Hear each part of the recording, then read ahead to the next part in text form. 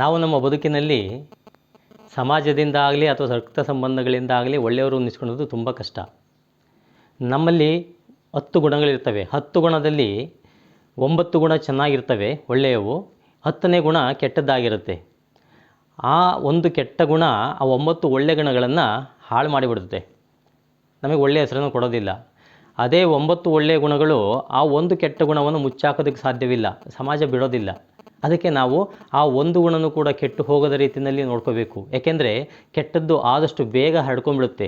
ಕೆಟ್ಟದ್ದು ಆಗದ ರೀತಿಯಲ್ಲಿ ನಾವು ಬದುಕಬೇಕು. ಆದರೂ ಕಷ್ಟ ನಾವು ಒಳ್ಳೆಯವರು ಅನ್ನಿಸ್ಕೊಳ್ಳೋದು. ಹೇಗೆ ಒಂದು ಮಾವಿನ ಹಣ್ಣಿನ ಬುಟ್ಟಿನಲ್ಲಿ 10 ಹಣ್ಣುಗಳಿರ್ತವೆ, ಅದರಲ್ಲಿ ಒಂದು ಹಣ್ಣು ಕೆಟ್ಟು ಹೋಗಿರುತ್ತೆ.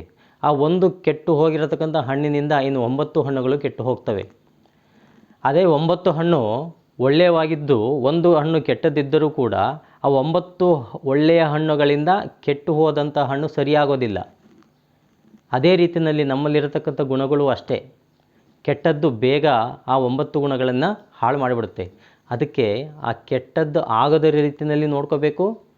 ನಾವು ಅದಕ್ಕೆ ಅವಕಾಶವನ್ನೇ ಮಾಡಿಕೊಡಬಾರ್ದು ಒಳ್ಳೆಯವರು ಅನ್ನಿಸ್ಕೋಬೇಕು ಅಂತಂದರೆ. ಅದಕ್ಕೋಸ್ಕರ ನಾವು ಸಮಾಜದಲ್ಲಿ ಒಳ್ಳೆಯ ರೀತಿಯಲ್ಲಿ ಬದುಕಬೇಕಾಗತ್ತೆ. ಅದಕ್ಕೆಲ್ಲ ಅವಕಾಶವನ್ನು ಮಾಡಿಕೊಡಬಾರ್ದು.